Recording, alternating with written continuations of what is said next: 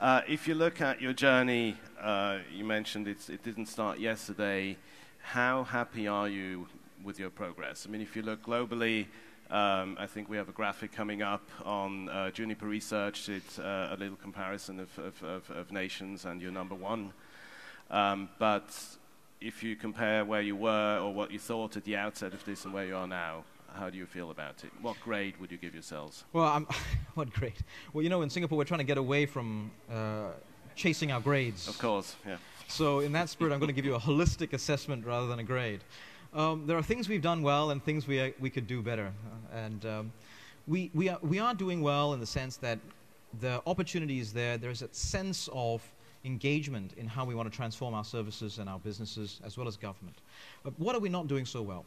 Well, as we have a greater degree of success, to what extent can we hold on to that impetus for change, that comfort level that where we are is good enough and perhaps we don't need to take further risks? And I think that's something that I would see as a challenge, is holding on to that idea that some of these risks are worth taking. Actually, when you put up those charts to say that we're number one, I get a little bit worried because it kind of holds us back from that sense that we need to have a sense of survival, not just thriving, that we need to take these risks to transform ourselves. Things like, for example, the pervasiveness of e-payment solutions, the pervasiveness of wet ink signatures. When the rest of our government machinery and our business processes are so efficient, the impetus for bringing these processes online is perhaps reduced, and we need to hang on to that. So that's perhaps we're not doing so well. With respect to things that we do very well, well, I think many of our services are already digitized, many of our businesses have already transformed, and I think that plays out in the ranking that you've demonstrated. And do you think the population is behind all this, or is there worry in the air? There is worry, and I think rightfully so, as we see issues of data privacy, as we see issues of cybersecurity come up around the world. People will rightly ask those questions of us. And I think it's fortunate that we have been able to have some degree of success in both those realms, protecting people's privacy and dealing with issues of cybersecurity.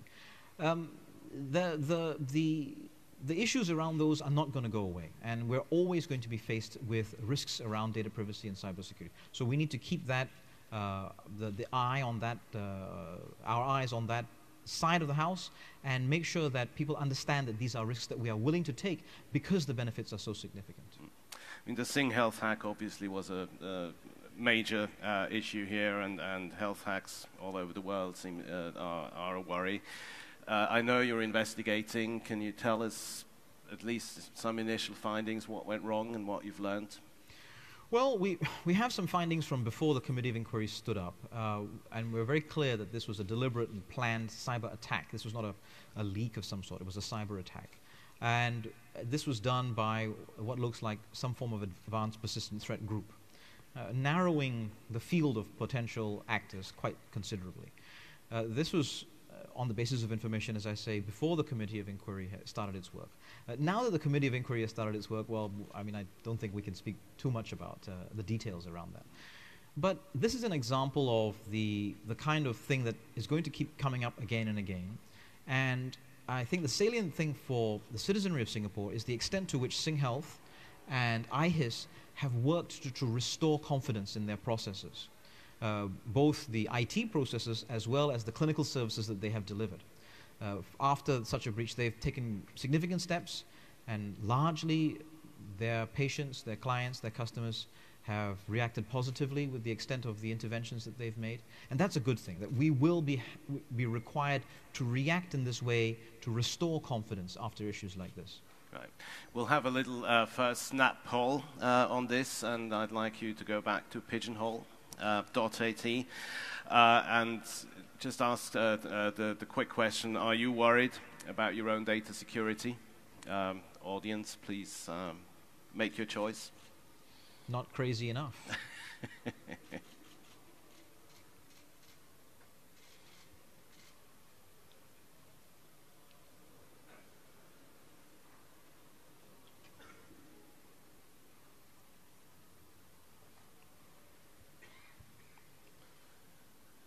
So 2/3, 1/3.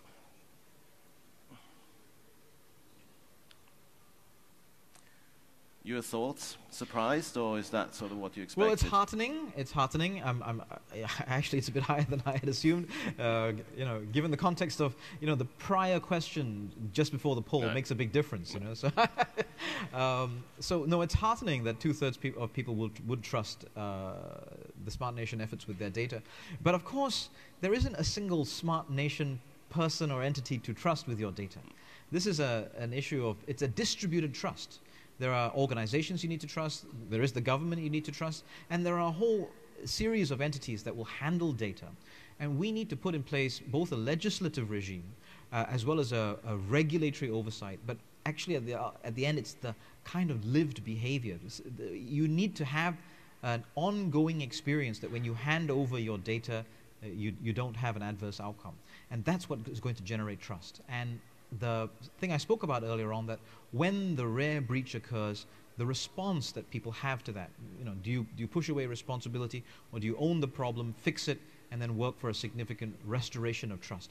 I think that is the process that we need, and I think the numbers that you are putting up there suggest that some degree of success along those lines has been achieved, but that 1/3 of people who are wary, I think, are rightly wary. These institutions that I've talked about, the laws that I've talked about, and the processes that I've described need to be scrutinized. They need to be scrutinized because the technology as well as the threat is going to evolve, and our response needs to do the same. Do you think we just have to basically get used to it, that these breaches will occur? We should worry that they will continue to occur, but I don't think we should get used to it.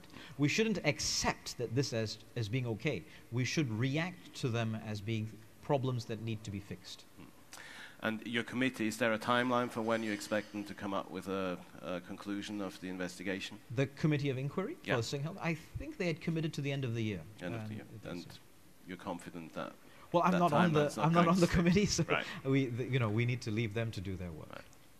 Right. You mentioned regulation. I mean, generally speaking, do you think regulation has to evolve as we all become smarter, or as we have a smart nation concept? And how do you do this? I mean, Singapore, you're very lucky that you can, you're a nation state, but if you're a city somewhere else that maybe lives in a slightly less smart country, how do you do that? How do you become smarter while the rest of the country stays dumb?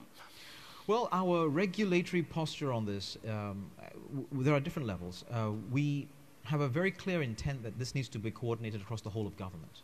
As well as the whole of nation. And if you look at the structures such as the Smart Nation Digital Government Office that I talked about, the Committee for the Future Economy, which is now driving our economic transformation, and several other structures, we have pulled people together from across the public sector, from across different domain expertise and different capabilities, and kept ourselves integrated into all the processes. But the regulatory space is never going to be able to adapt fast enough. And I think that's the fundamental starting design constraint, that we take a position that our regulations will always be catching up, rather than try to regulate ahead, because it's hard to predict what are the opportunities that will be created through these technologies.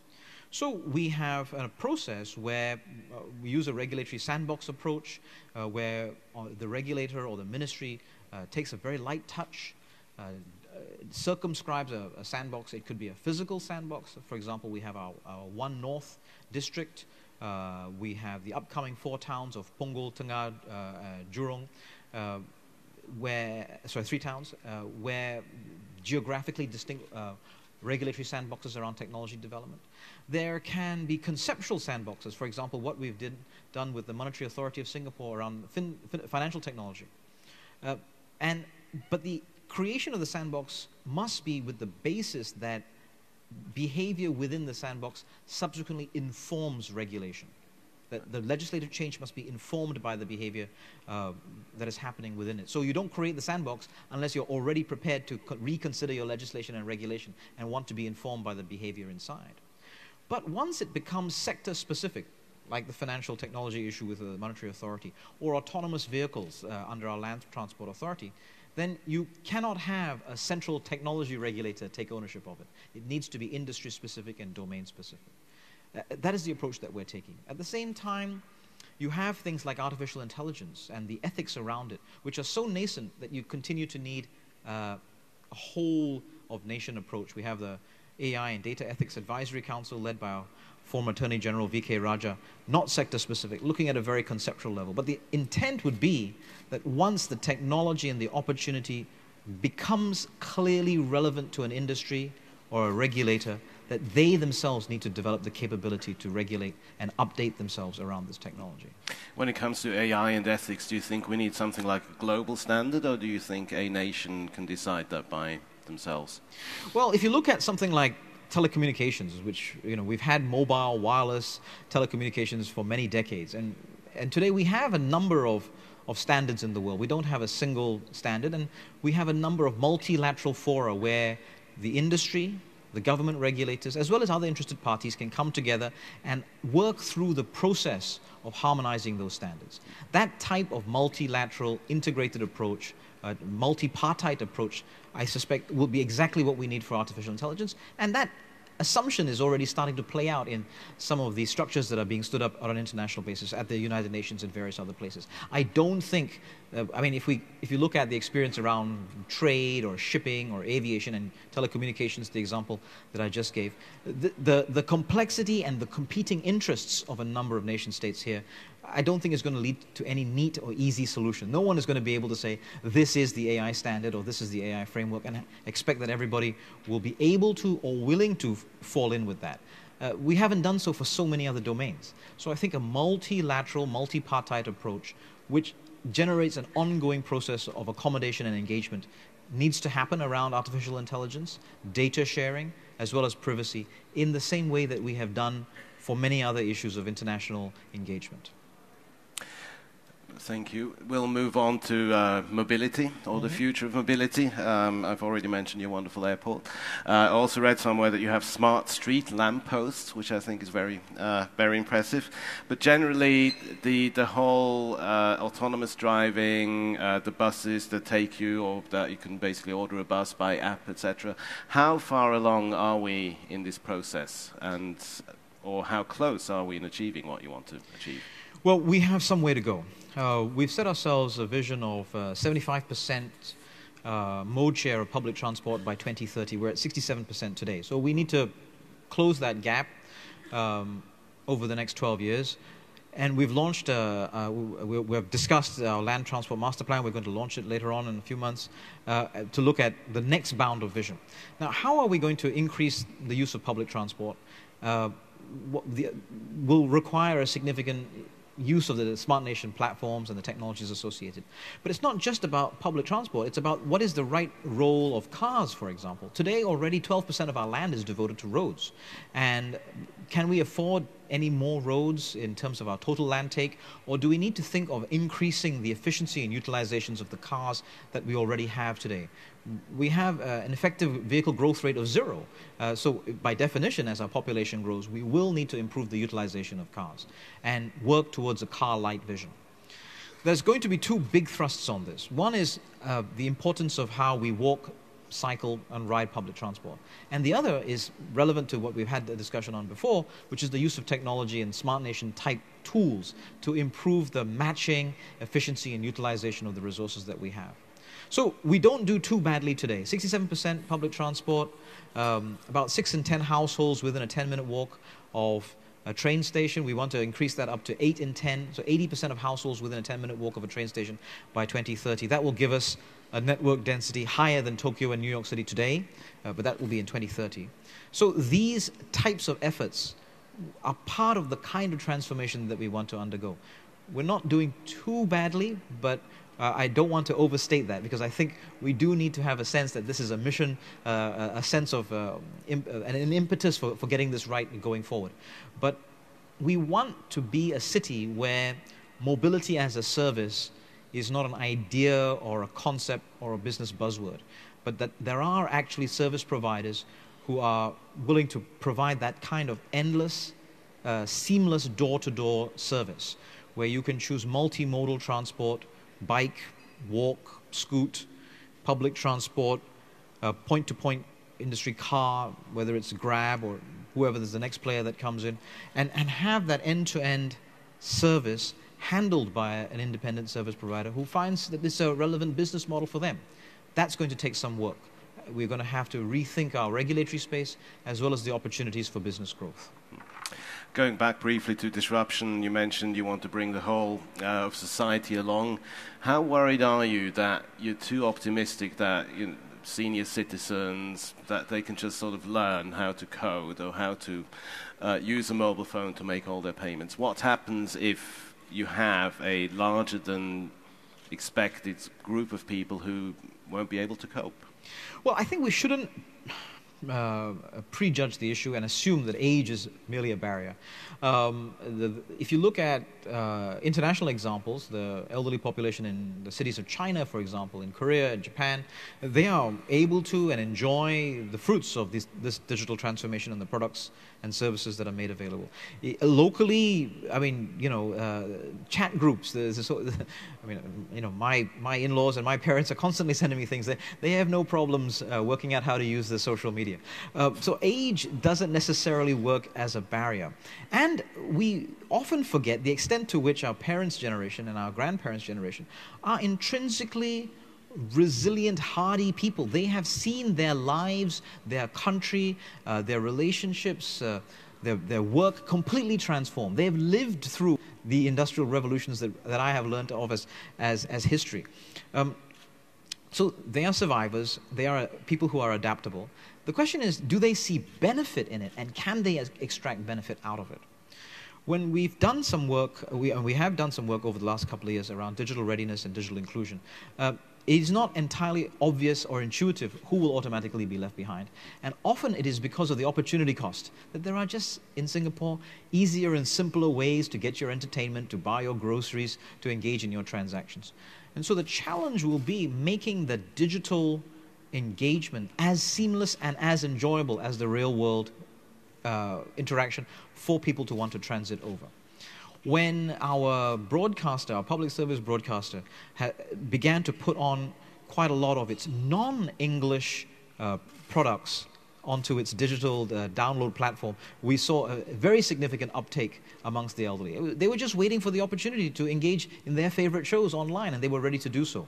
So I think it's finding that right balance. I think it's not every 65-year-old wants to spend all of his or her time checking out their healthcare data online and digitally. They would much rather catch up on their favorite dubbed Korean dramas. I mean, and we just have to accept that this is so and provide them the products that they would like to engage with. Right. Final question. This is a Bloomberg event, so we always follow the money. Clearly, building a smart nation and digital transformation isn't cheap. How do you pay for all of this? I think you're spending 19 billion Singapore dollars in R&D. Your education spending has risen sharply since 2005. How is it basically taxes or efficiencies down the line, or how do you pay for all this? Well, a very important question. We benefit from the return on our national reserves. They are a single largest contributor to the income side in our budget. And on the basis of that and a fair degree of health around the rest of our finances, we do have money that we can invest. It's not unlimited. And it certainly is not going to account for the entire spend that we need to do. We will design and architect these projects, plans, and platforms in a way that creates opportunity for the private sector. This is not something that the government is doing entirely by itself. We will build the key components, the critical components, the security-focused components, but really what we want to do is focus on building the architecture and the scaffolding, allowing space for the private sector to layer their own products and platforms and services within and on top of what we're doing, creating opportunities for them and creating business opportunities. How is that going in attracting private companies? Well, very well. All the strategic national projects that we've talked about, all the Smart Nation projects that we've talked about have a role for the private sector. I mean, we put out tenders, there's a huge amount of interest, and it drives the creation of businesses and it drives the creation of jobs. And what it means then, of course, is that as far as your question is concerned, the amount that we would have to spend as a state is not unlimited, and we can focus our energies and our spending on those aspects which are the interstices, the critical aspects that no one else is going to do because either it's a market failure or there is no business case. But leave the rest of the space open for the economic opportunity that is being created. But I return to the original point that I made. We can do this because we have the good fortune and the benefit from the foresight 30, 40 years ago, where we have national reserves that are providing us a significant income that we can spend on behalf of the next generation and invest in these types of things to transform our society for their benefit. Okay. Dr. Janil, thank you very much.